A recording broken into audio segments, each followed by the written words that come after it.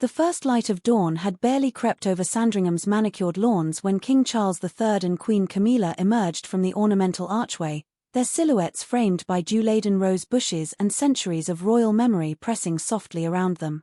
In that single breathless moment, the Sandringham flower show transformed from a mere horticultural fete into a living tapestry of continuity, compassion, and quiet resilience, a microcosm of a monarchy that refuses to wilt under the weight of modern upheaval. From the outset, Charles moved among the displays not as an aloof figurehead but as a fellow cultivator.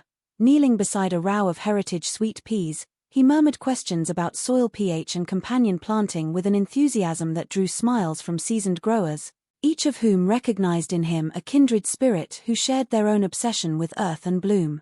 Camilla, adorned in a subtly embroidered dress reflecting the soft hues of Norfolk lavender, greeted volunteers with an easy warmth that put them at ease, inquiring after their families and community projects as if she, too, were one of their own. They paused first at a cascade of oriental poppies whose petals fluttered like silk flags in the gentle breeze. Charles traced a finger along the edge of a crimson bloom and recounted how as Prince of Wales he had studied botanical illustration, earning the nickname Flower Painter, a humility-lined admission that sparked laughter and fostered an intimacy rare in royal engagements. Camilla's hand came to rest on his arm, her expression alight with shared delight, and in their eyes passed an unspoken encouragement that the show's true power lay in these small gestures of connection. Next they approached the medicinal herb section, where clusters of chamomile, echinacea, and valerian nodded in unison, their medicinal properties chronicled on handwritten tags that read like stanzas of healing poetry. Here Charles listened intently as an herbalist explained the renaissance of traditional remedies in modern wellness, and he asked whether Camilla, as a patron of health charities, might consider supporting community gardens dedicated to accessible herbal therapy. A proposal met with Camilla's immediate nod of approval and a promise to convene experts at Kensington Palace to explore funding avenues. Their journey carried them past dazzling rows of dahlias, chrysanthemums, and dahlias so plump they looked crafted of velvet. Each bloom seemed to lean toward the royal couple, as though seeking acknowledgement from the very roots of monarchy. At the vegetable hall, Charles paused before a display of colossal pumpkins and marrow so perfect they resembled sculpted urns. He complimented the grower on his crop rotation schedule and compost blend, eliciting pride-laden recital of livestock manure ratios. Camilla, meanwhile, knelt beside a child whose young hands had coaxed radishes into the world. The child beamed as she praised his beautiful work, and for an instant the formality of royalty dissolved into the simple affirmation every gardener craves. Venturing into the craft pavilion, they encountered lacemakers whose nimble fingers produced bobbin lace so intricate it seemed impossibly fine. Camilla watched, entranced, as a teenager demonstrated a traditional Shetland pattern, her wrist flicking in practiced arcs that lent fabric a gossamer mythos.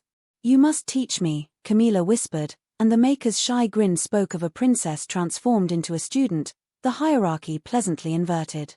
Charles stepped in to admire hand-carved wooden tool handles, running his fingers over the smooth oak grain, voicing admiration for craftsmanship that mirrored his own passion for carpentry at Highgrove.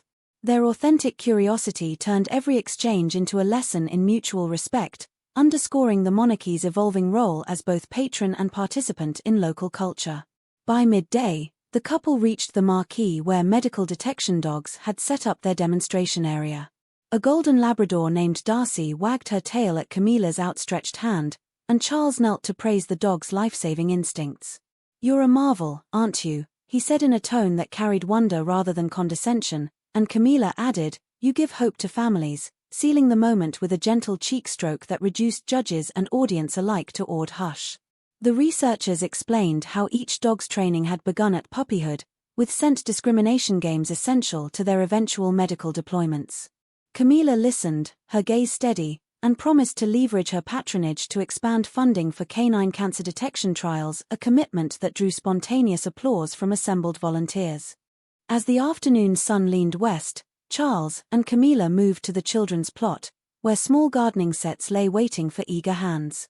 Dozens of wide-eyed youngsters gathered around, trowels clasped in mittens, while Camilla knelt to demonstrate proper seed spacing. "Measure twice, plant once," she advised, her voice both playful and precise.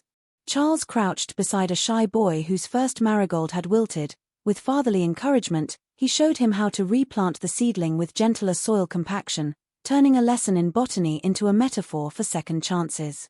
Children scampered away, clutching trowels and seeds, and parents exchanged relieved smiles, comforted by the royals' hands-on approach to community outreach. Later, the couple paused before a reflective pond flanked by weeping willows. Charles gestured to a floating bed of water lilies and mused on the symbolism of aquatic resilience, while Camilla reflected on the monarchy's need to adapt without losing its roots.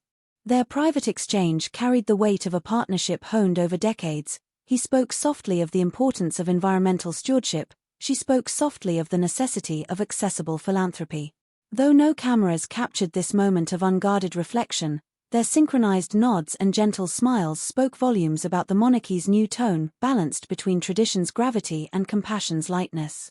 Their final engagement lay at the Cake and Preserves Marquee, where elaborately iced creations, jams set in jewel-like hues, and treacle tarts rose in peaks of domestic artistry. Camilla's eyes sparkled as she sampled a jam made from foraged elderberries, declaring it autumn in a jar, while Charles couldn't resist a slice of lemon drizzle cake, praising its moist crumb and balanced tartness. Their delight was infectious. Bakers beamed, offering recipes and liner notes, and Camilla promised to host a royal kitchen demonstration to elevate local producers on the palace's official channels, an idea that sent attendants into excited whispers.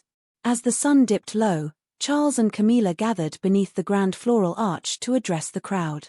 Without recourse to notes, Charles spoke of heritage and hope, praising the show's charitable contributions, over £825,000 raised for local causes, and celebrating the volunteers whose daily labours sustained Norfolk's social fabric.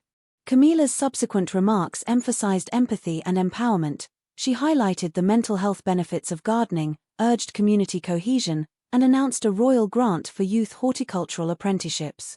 Their words were not mere rhetoric but actionable pledges, each committed to specific follow-up. The King would personally visit newly funded projects, and the Queen would oversee scholarship disbursements, ensuring that royal patronage translated into tangible impact.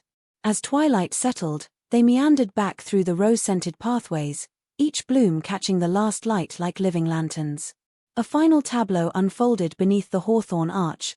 Charles gently brushed a fallen petal from Camilla's sleeve. She placed her hand on his chest as though steadying both his heart and her own, and the assembled throng sensed that they had witnessed not a pageant but a living covenant. The gates of Sandringham closed behind them with a soft click, and in their wake lingered a lesson for a modern monarchy, that true longevity is rooted in community partnership, that service blooms brightest when seasoned with humility, and that in the hands of Charles and Camilla, even the humblest flower show could become a beacon of renewal for crown and country alike.